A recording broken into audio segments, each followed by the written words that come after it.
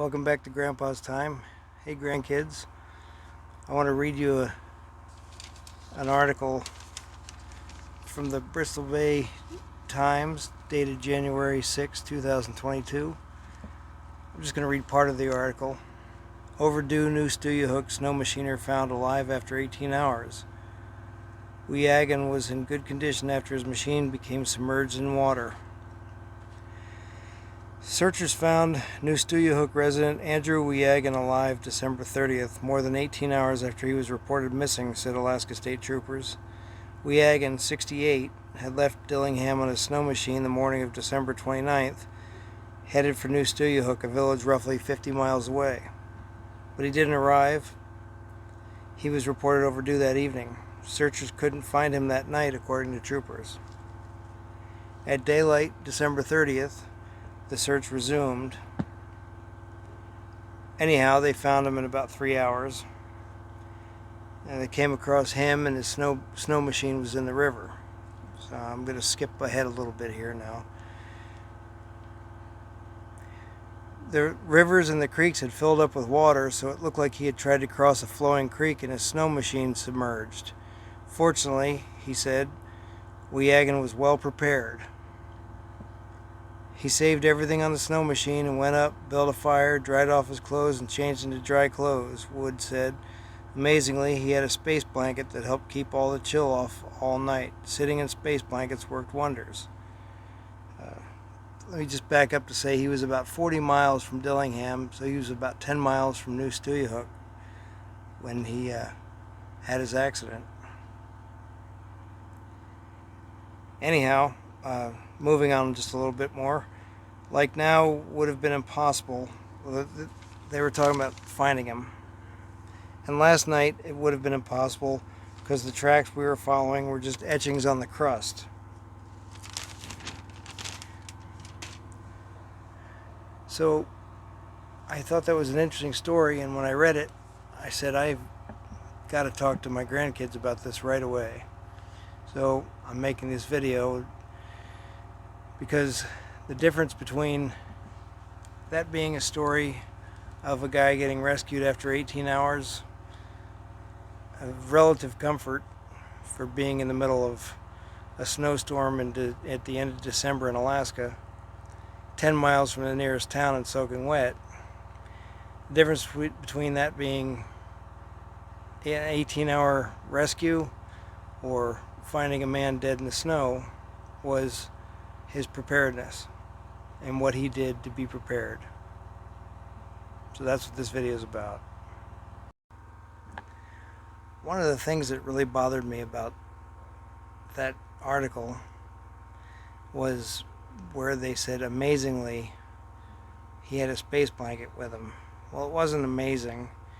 It was something he carried regularly. It was probably just some pack that either always went with his snowmobile or he always took it with him for those kinds of trips, because you never know what's going to happen.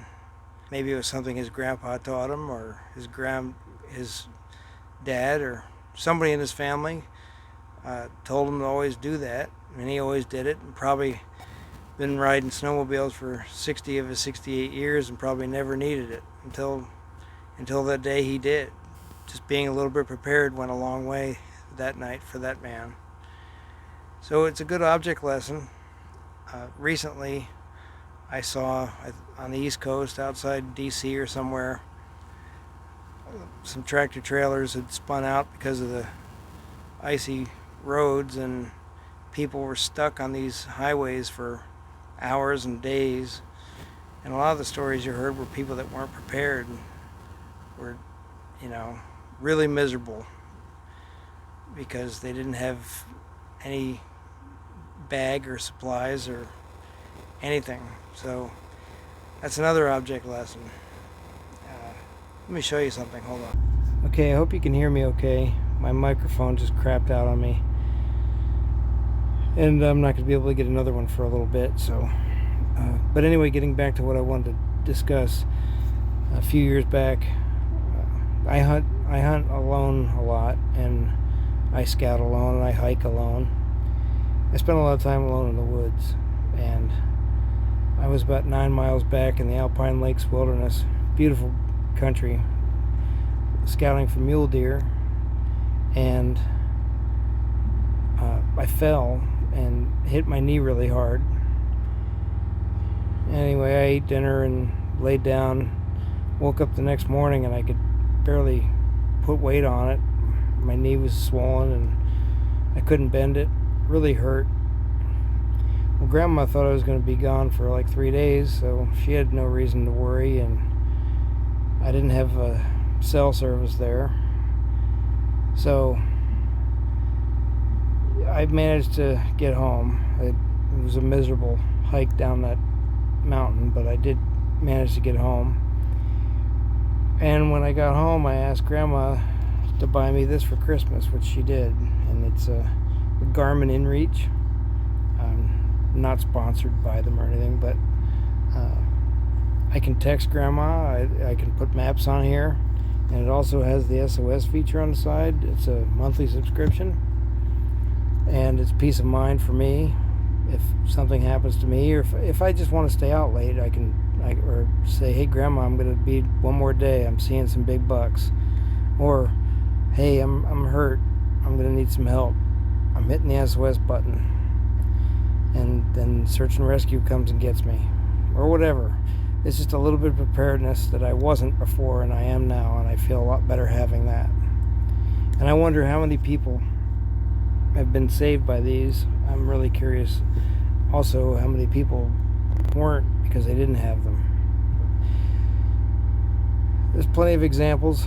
One kind of funny example was your parents, my kids, when they we used to say, get in the car, grab a sweatshirt, we're leaving, and they'd say, we're going to be in the car the whole time, and I'd say, well, what if the car breaks down? And they'd roll their eyes. But would you rather be broken down on the side of the road with a sweatshirt on so you're not freezing, or would you rather be freezing and broken down on the side of the road? So just doing little things to be a little more prepared, and just doing a few little things saved that man's life. There's a difference between spending a night out in the woods and somebody finding his body. I want to talk more about preparedness. I just don't want this video to get too long, but we'll talk more about generators and for power outages, and keeping water for earthquakes, and doomsday preparedness, or EMP, all that other kind of stuff. But today I just wanted to talk about just immediate level, like what could happen today. Do you have the things in your pockets that are going to keep you from having a miserable day? So a little bit of preparedness goes a long way. Thanks for watching. We'll talk more about this. We're not done with this topic.